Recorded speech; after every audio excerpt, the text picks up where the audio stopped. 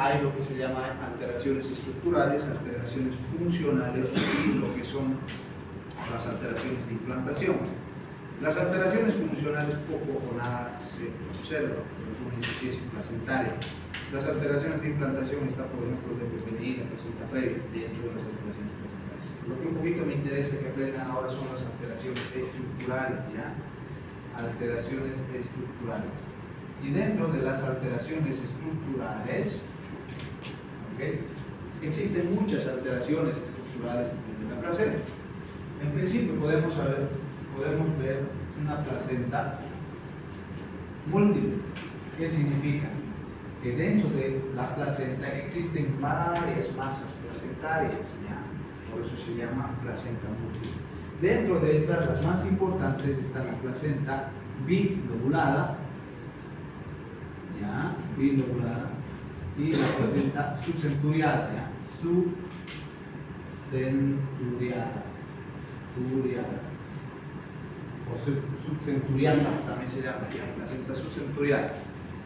¿En qué consiste la placenta bilobulada? La placenta bilobulada es cuando bilobulada hay dos masas placentarias, ¿ya? No solamente subdicho. Normalmente la placenta tiene este aspecto, ¿ya? Pero en cambio en la bilobulada vamos a tener un aspecto más o menos así, ¿ya? La placenta bilobulada, dos masas placentarias. Obviamente es un conjunto placentario, pero dos masas placentarias, ¿ok?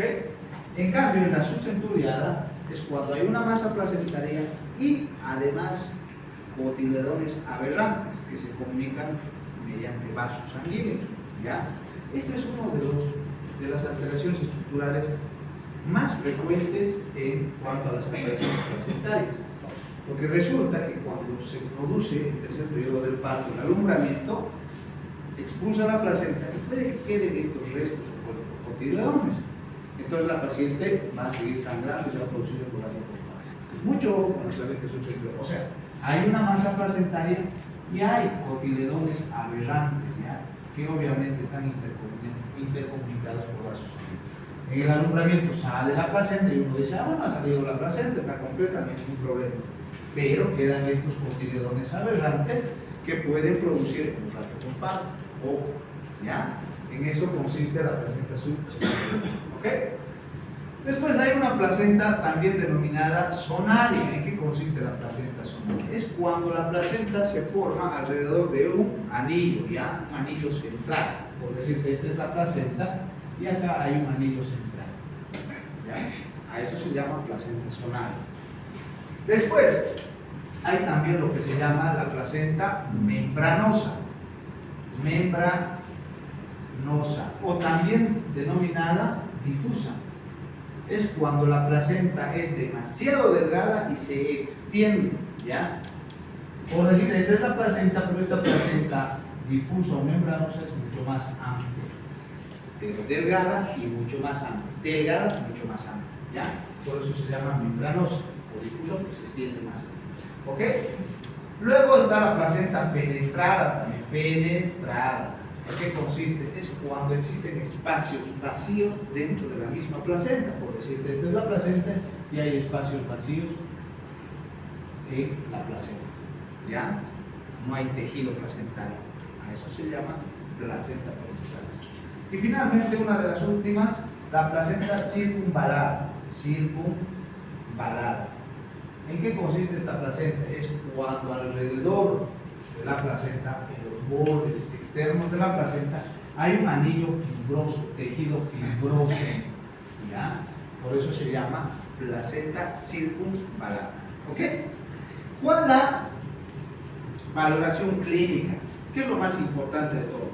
De todas estas placentas, generalmente, en algunas ocasiones, producen sangrado durante la segunda mitad del embarazo. Pero lo más importante, ¿ya? Lo más importante es que pueden producir alteraciones durante el tercer periodo del parto, es decir, durante el alumbramiento. Sale la placenta, por ejemplo, en la subcenturiata quedan cotiledones aberrantes. ¿Ya? En la placenta membranosa, por ejemplo, igual, difícil la extracción prenatal, porque una placenta muy extendida, grande, ¿no? Entonces, pueden producir, primero, hemorragias durante la segunda mitad del embarazo, en algunas situaciones, pero lo más importante, puede producir hemorragia postparto, hemorragia post-alumbramiento. ¿Ok? Mucho cuidado con esta paciente.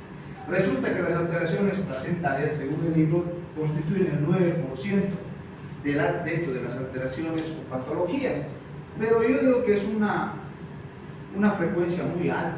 ¿Ya? Puede ser que tengan razón, sí, ¿ya? Porque no lo vas a ver todo, o sea, no lo vas a ver físicamente estas alteraciones, ¿ya? Ni tampoco te va a detectar la ecografía, ¿ya? Una vez que se produce el parto, puede ser en algunas situaciones que sí se detecte placenta susceptible porque sangre, pero en algunas otras situaciones no, puede pasar desapercibida una placenta membranosa, fenestrada, ¿ya? Entonces, pero la incidencia puede ser, sí, realmente es, pero en la práctica no existe eso. ¿Ok?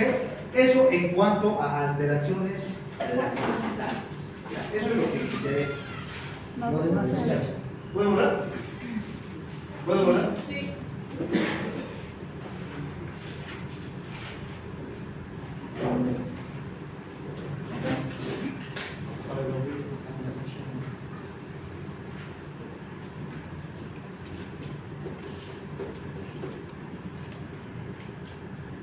Bien, el otro tema, ya va un tema, el otro tema son alteraciones del líquido amniótico, alteraciones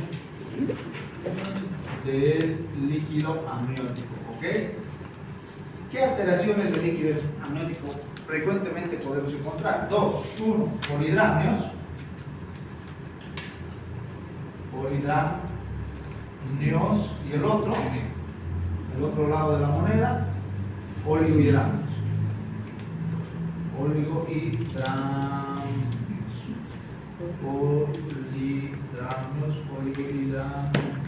¿Ok?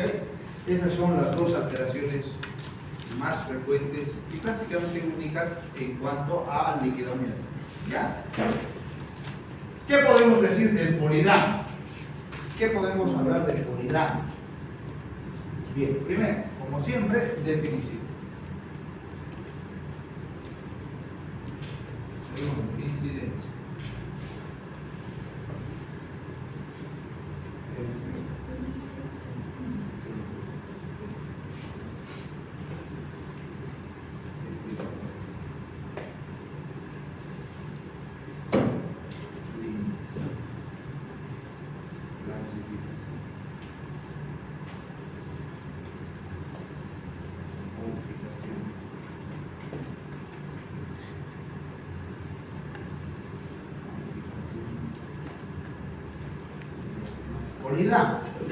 Resulta que durante la gestación, durante el embarazo, el líquido amniótico va incrementándose a medida que avanza la edad gestacional.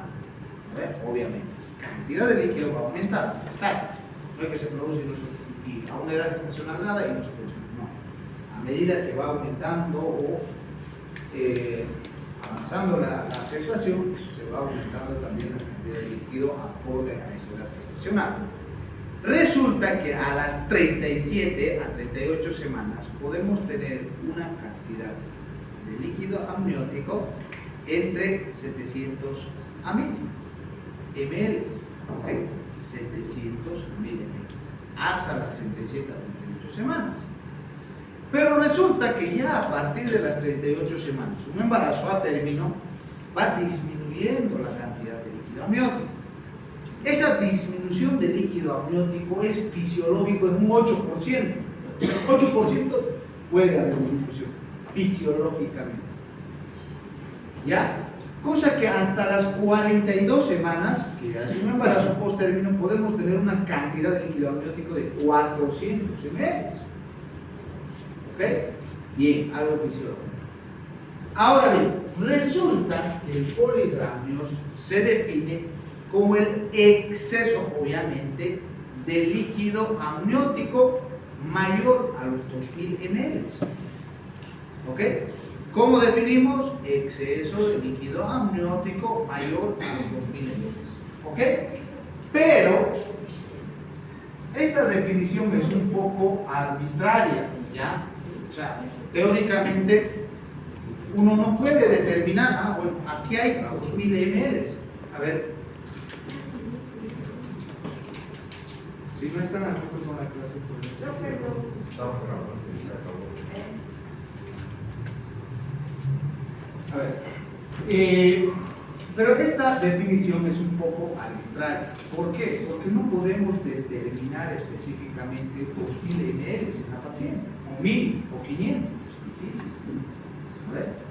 Pero la teoría dice así: polihidramio se define como el exceso de líquido amniótico arriba de los 2000 ml. ¿Ok?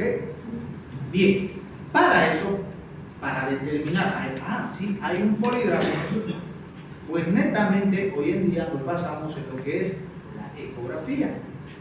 La ecografía nos va a ayudar a determinar más o menos la cantidad de líquido amniótico, si hay un exceso o una disminución.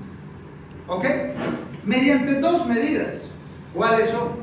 Uno, mediante la mayor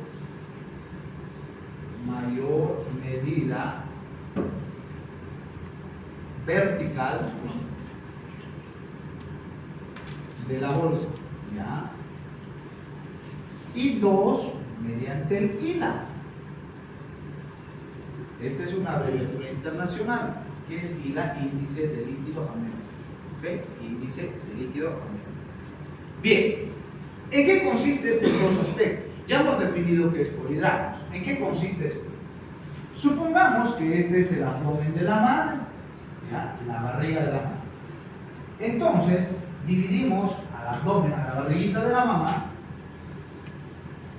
en 4 cuadrantes. ¿Ok? Dividimos en 4 cuadrantes. ¿Ok? 1, 2, 3, 4. O también llamadas bolsas. Una bolsa, 2, 3, 4. ¿Ok? Bien. La mayor medida vertical de la bolsa consiste en medir uno de estos cuadrantes que tenga mayor medida referente a los demás. Por decir, este cuadrante. ¿Ya? Entonces, lo normal de la mayor medida de la bolsa es, dice, de 2 a 8 centímetros. Lo normal. ¿Ok?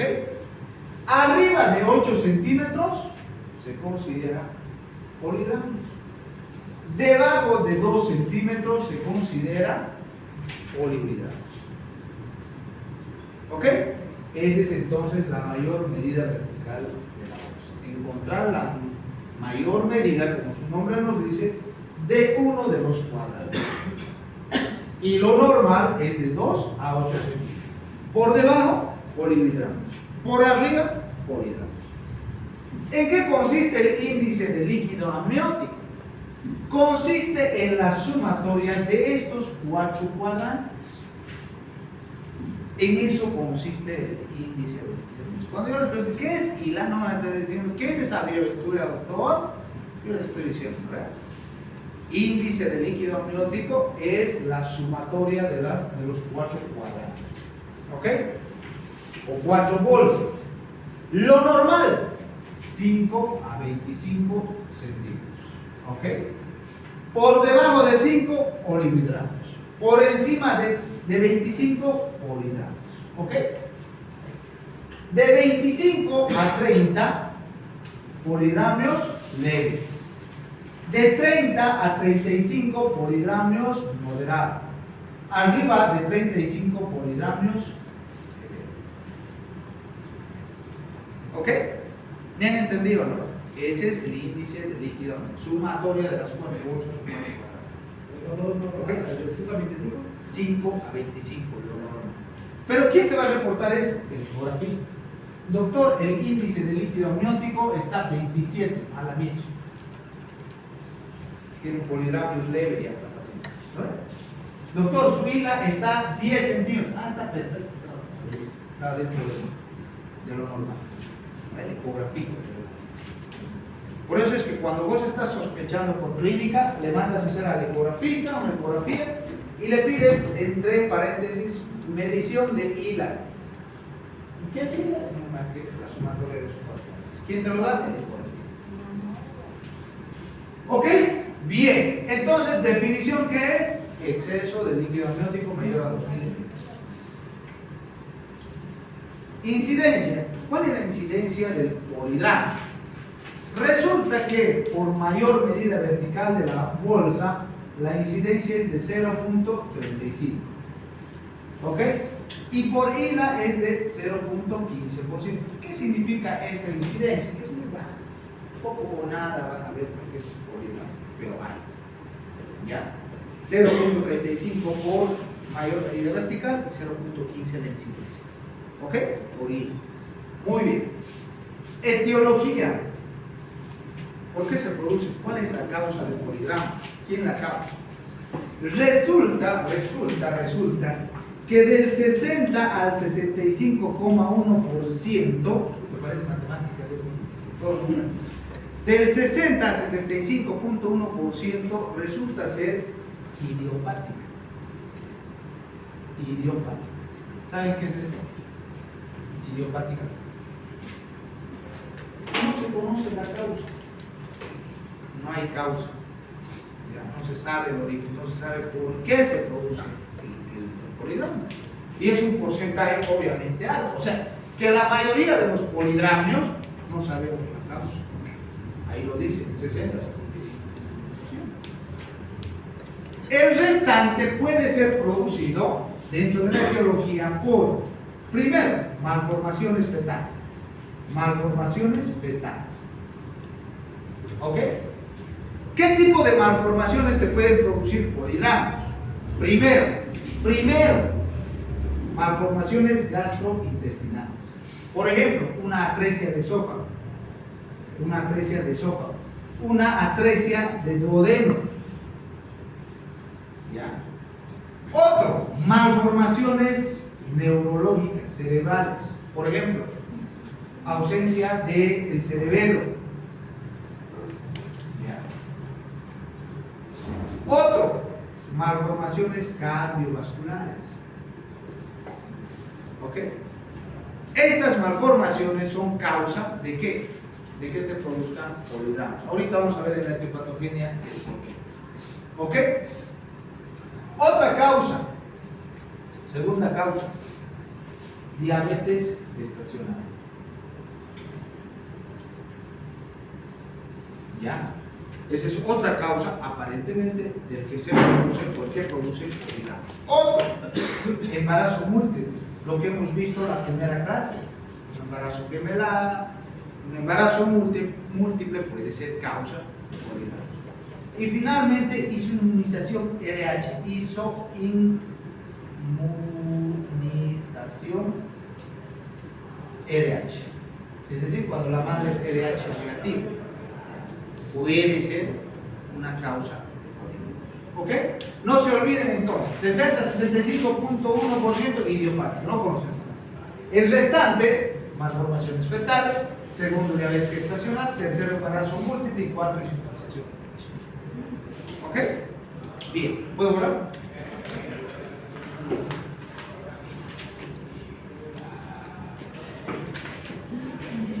Bien, continuando. ¿En qué consiste la etiopatogenia? Ya hemos visto la etiología. ¿En qué consiste la etiopatogenia? Para conocer la etiopatogenia del por qué se produce poligramios, cómo es el mecanismo, a eso me voy, porque una etiología específica no hay, pero ¿cuál es el mecanismo? Hay que saber la fisiología de lo que es la producción, la movilización y la reabsorción del líquido amniótico. Ustedes lo han debido ver en obstetricia 1. Yo les he dado a mis alumnos. Creo que ustedes eran de ginecología, no eran de obstetricia. Bien, ¿cómo es la fisiología de la producción de líquido amniótico? Resulta que el líquido amniótico se produce mediante tres vías. ¿Ya? Supongamos,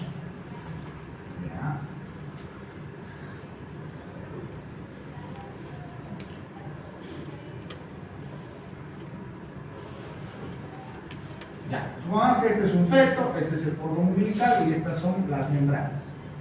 Las membranas están estructuradas por dos capas, el corio, ¿ya? Y el amnios, ¿ya? La parte interna es el amnios. ¿Ok? Bien.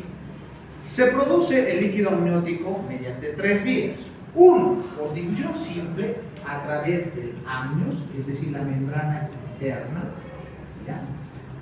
difusión simple a través de amnios. ¿Ok? Segundo, se produce por difusión simple también a través del cordón umbilical. Este es el cordón. Y finalmente, el más importante, a través de la orina del feto. ¿Ok? Esas son las tres vías por las que se forma el líquido amniótico.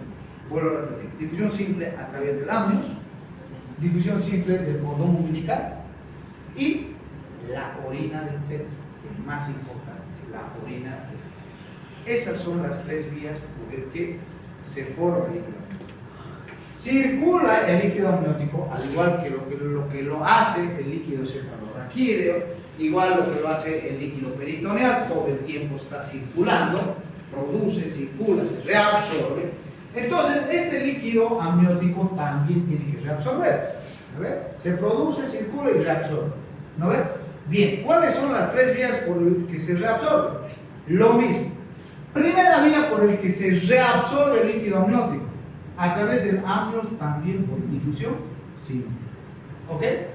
Segunda vía por la que se reabsorbe el líquido amniótico, a través del cordón umbilical, también por difusión simple. Y tercera vía por la que se reabsorbe el líquido amniótico es la deglución del feto, es decir, traga el feto su líquido amniótico. ¿Ok? Entonces estoy dando las vías por el que se produce y por el que se reabsorbe. ¿Ya? ¿Cuál es la vía más importante por el que se produce? La orina del feto. ¿Y por el que se reabsorbe? Deglución, traga el feto. Deglución, ya. Ustedes deglución, ¿ok? Deglute su líquido amniótico el feto. ¿Ok? Teniendo en cuenta esto, ¿ya? Teniendo en cuenta esto, vamos a poder entender lo que es la hepatogenia del polidrama. Entonces, ¿qué dice en el polidrama? Lo primero, malformaciones fetales, ¿no ve? Y la primera causa, malformaciones gastrointestinales. Entonces, si el feto está, el esófago del feto, hay una atresia, o a nivel del duodeno, o sea, está estrecho, no pasa nada. Entonces, ¿qué va a pasar? Que ese bebé no va a poder tragar su líquido amniótico. ¿No ve? Entonces va a ir a quemar. Uno. Dos. ¿Cuál es la vía por la que se produce? La orina. ¿No ve? Entonces, puede ser que este feto esté produciendo excesivamente orina. Segunda cosa más importante en el hepatogenia. ¿Y por qué puede ser que esté produciendo mayor cantidad de orina más de lo normal? Puede ser por la diabetes gestacional, puede ser por el embarazo múltiple, puede ser por la inmunización. Entonces, estas patologías puede ser que estén incrementando, ¿no?, la producción de orina por parte del feto. Y de esa forma, no puede tragar, pero sí está aumentada la producción de orina, esa cantidad de líquido amniótico va a aumentar. ¿No ve? En eso consiste la etiopatogenia de lo que es el polidrama. ¿Ok? ¿Han entendido? Bien. ¿Cuál es la clínica? La clínica, ¿cómo se manifiesta? Lo primero, ¿qué es lo que ustedes van a notar en la mujer embarazada con polidrama? ¿Qué creen? Clínica. ¿Ah? ¿Qué? Bien, obviamente pues la altura uterina, el útero va a estar aumentado también más de lo normal. ¿No ven? Tú le mides la barriguita y parece de un embarazo gemelar, grande. ¿Ya? Entonces, altura uterina incrementada, aumentada. ¿No ven? Y si hay alta cantidad de líquido amniótico, lógico, pues no vas a poder palpar adecuadamente partes fetales, porque hay alta cantidad de líquido amniótico. Lo mismo, no vas a poder escuchar bien el latido cardíaco fetal, porque hay alta cantidad de líquido amniótico. Entonces, dificultoso la palpación de partes fetales, dificultoso la auscultación del latido cardíaco fetal. ¿No ven? Entonces, incrementado mayor tamaño de la altura uterina. Al haber mayor tamaño de la altura, ese útero ha crecido más de lo normal. Entonces, va a comprimir obviamente a nivel de la parte inferior vasos, nervios, y va a evitar pues un buen retorno venoso, porque esa barriga es demasiado grande. ¿No ve? Entonces, al evitar un buen retorno venoso, lo que se va a producir en los miembros inferiores? Edema. Hinchazón es para la gente de afuera. A ustedes médicos, edema. Edema en miembros inferiores. Lógico. Una barriga grande, comprime vasos, no permite un buen retorno venoso. Tercero, está grande esa barriga, obviamente a nivel de la parte superior, ese diafragma no se distiende normalmente, el músculo del pulmón no se distiende normalmente, entonces la paciente se va a sentir fatigada con disnea, ¿no ve? Disnea.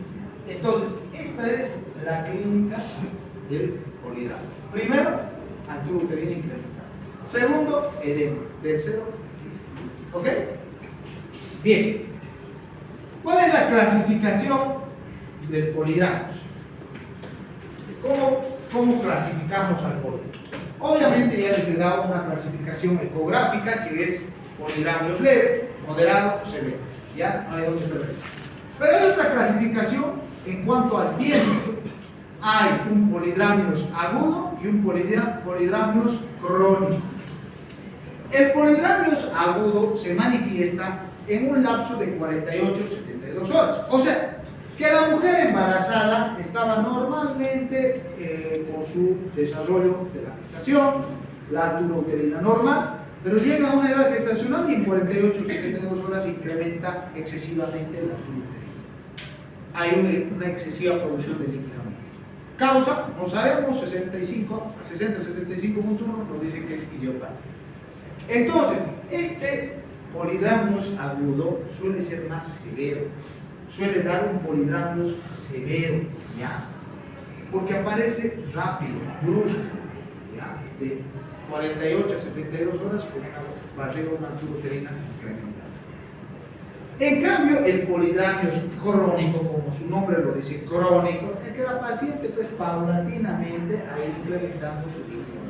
No ha sido en un lapso de 48 a 72 horas, sino que desde las 20 semanas ha ido incrementando más de lo normal, pero de a poco, paulatinamente.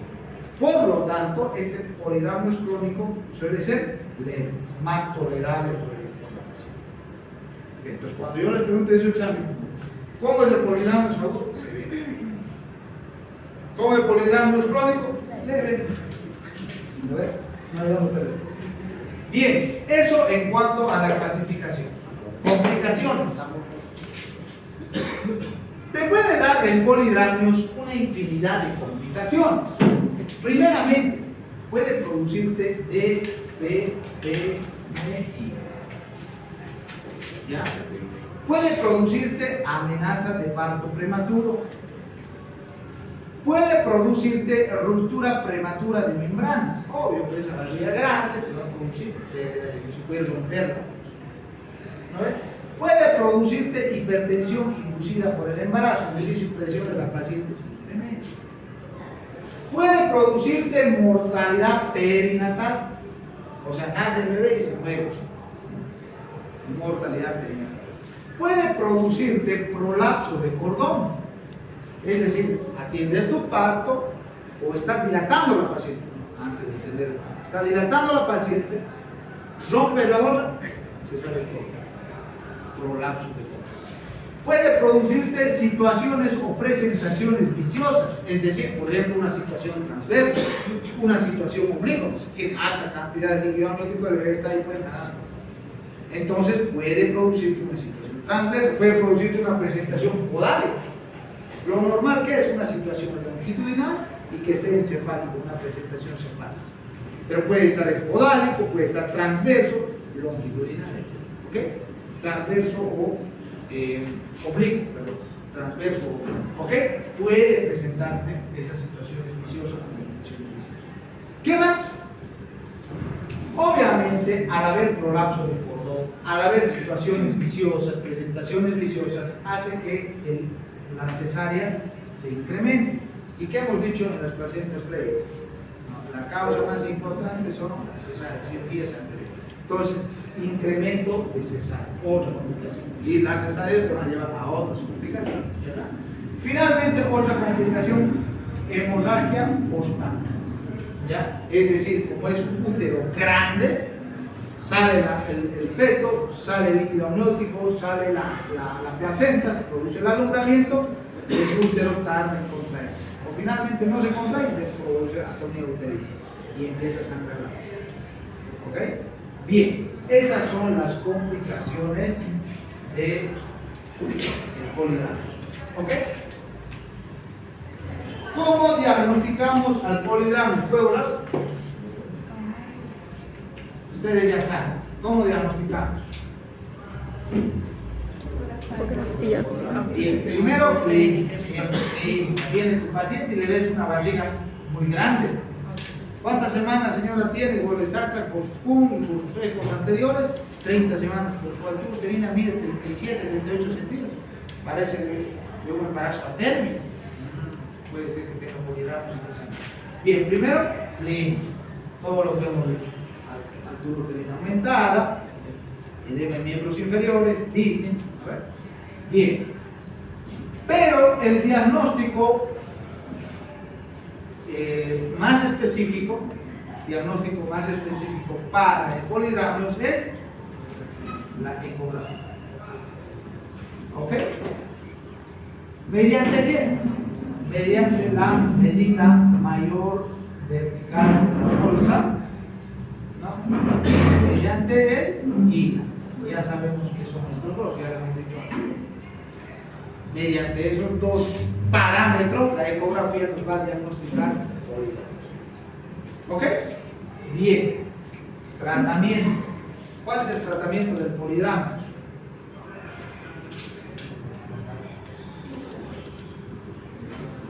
Bueno, el tratamiento es, fíjense, primero, tratamiento conservador. Si hay un polidramus leve, o sea, leve, ¿qué significa? Que no le está produciendo mucha sintomatología y la cantidad de líquido amniótico que se incrementa no es excesiva, es poco, por lo tanto no hay mucha clínica. Entonces a esta paciente simplemente se le puede hacer controles rutinarios, controles seriados con ecografía. ¿Ok? Controles seriados con ecografía. ¿Ya? A un polidramus leve. Por eso dice tratamiento conservador, donde no intervenimos en nada, no damos medicamentos, no damos nada. ¿Ok?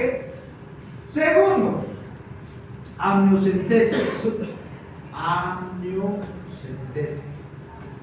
¿En qué consiste la amniocentesis? Amnio de líquido amniótico y centesis de introducción. Consiste en la introducción de una aguja, supongamos que este es el útero de la madre, una aguja pasa las paredes del abdomen, pasa las paredes del útero y llega hasta el líquido amniótico. Y listo. Y se extrae el líquido amniótico. ¿Parece riesgoso? Sí. En el libro, ¿qué dice? Resulta ser una maniobra no tan riesgosa, así dice el libro. Pero no. O sea, uno tiene que tener demasiada práctica para meter una aguja en casa. Yo particularmente no lo hago como ustedes.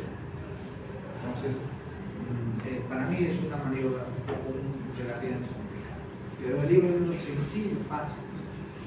¿Ya? Entonces, llega una aguja y extrae el líquido amniótico. ¿Cuáles son las complicaciones que puede dar? ¿Qué tal si le da? Obviamente es guiada, ¿no? Esta amniocentesis, la introducción de una aguja, es guiada por ecografía. Pero a pesar de eso, ¿qué complicaciones te puede dar la amniocentesis? Escuchen bien. Primero, te puedes producir DPPN. ¿Qué tal si le da a la placenta? Va echando un vasito y empieza a desprenderse la placenta. Segunda complicación que te puede dar la amniocentesis: amenaza de parto prematuro o parto prematuro. Es decir, que el útero empieza a contraerse y desencadena para. Tercera complicación que te puede dar es infección. Obviamente estás metiendo un instrumento externo, por lo cual es susceptible a que se produzca infección en la placenta. Esas son las tres complicaciones que te puede dar la amniocentesis. Bien, más que dar amniocentesis o hacer amniocentesis, yo prefiero dar tratamiento farmacológico. ¿Y qué tratamiento farmacológico ideal?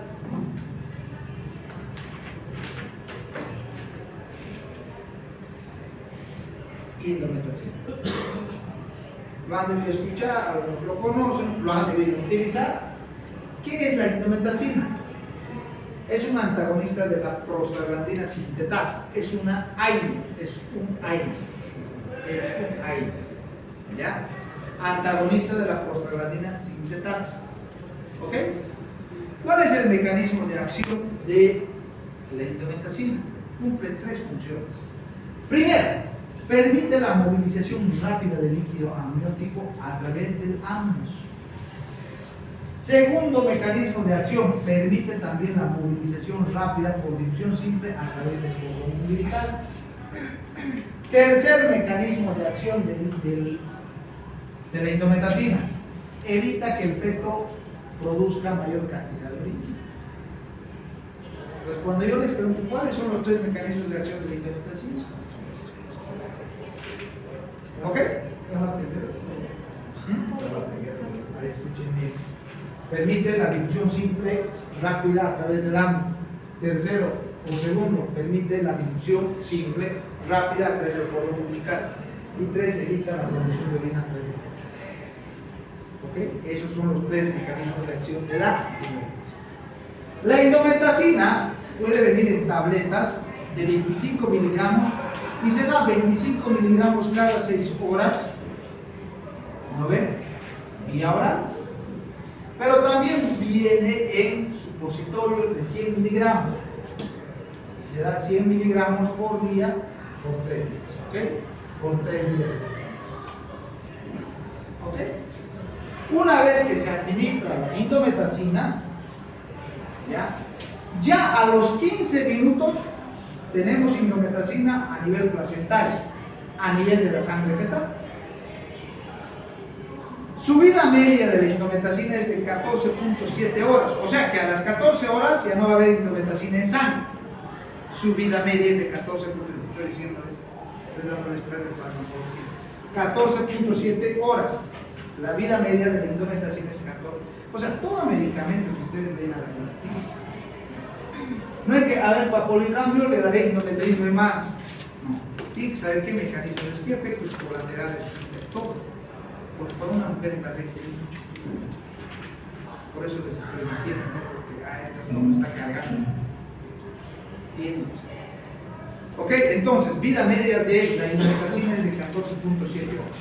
Una vez que se administra la indometacina, se metaboliza en el hígado la indometacina. Un pequeño porcentaje se elimina a través de la bilis, pero un gran porcentaje se elimina a través de la orina materna. ¿Ya? Bien. ¿Cuáles son los efectos colaterales o secundarios de la indometacina? Primero, escuchen bien, puede producir cierre precoz del ductus o conducto arterioso. Escucha, clave, yo les estoy dando cosas claves. Produce cierre precoz del ductus o conducto arterioso. Los que no han sido alumnos de obstetricia del año pasado no saben qué es ductus. Esta es la arteria pulmonar y esta es la arteria aorta en el feto. Ya tenemos el corazón del feto. ¿Ya? Normalmente durante la vida fetal hay un puentecito que comunica la arteria pulmonar con la arteria aorta, denominada ductus. Una vez que nace el bebé, esto se cierra, desaparece. Y está por sí sola la arteria pulmonar y la aorta por sí sola. ¿Okay? Entonces, este puentecito que comunica la arteria pulmonar con la arteria aorta se llama ductus o conducto arterioso. Bien, ¿qué hace la indometacina? Puede producir cierre precoz de este conducto. ¿Okay? Cierre precoz del conducto arterioso ductus. Ojo. Segundo, puede producir enterocolitis necrotizante. Enterocolitis necrotizante es una alteración a nivel del intestino del feto. ¿Ya? Tercero, puede producir hemorragia intraventricular. o sea, ¿dónde? A nivel del cerebro del feto, hemorragia intraventricular. Y cuarto, puede producir alteraciones hepáticas con hiperbilirrubinemia. Las bilirrubinas del feto empiezan a incrementarse. Estos son los 4 efectos secundarios que puede producir la indometacina. ¿Cuándo? Cuando vos das arriba de 72 horas y arriba de las 32 semanas. Por lo tanto, cuando vos administres indometacina, no le des mayor a los 3 días, mayor a 72 horas, ni tampoco a las 33, 34 semanas. No. Dale 72 horas y dale antes de las 32 semanas. ¿Por qué? Porque si no te va a producir todo esto. Te va a producir cierre precoz del ducto, te va a producir enterocolitis necrotizante, te va a producir hemorragia intraventricular, te va a producir alteraciones hepáticas y hiperbilirubinemia. Por eso es que la dosis es por 3 días, no más. ¿Ok? ¿Entendido o no? Bien, eso con la indometacina. ¿Puedo borrar?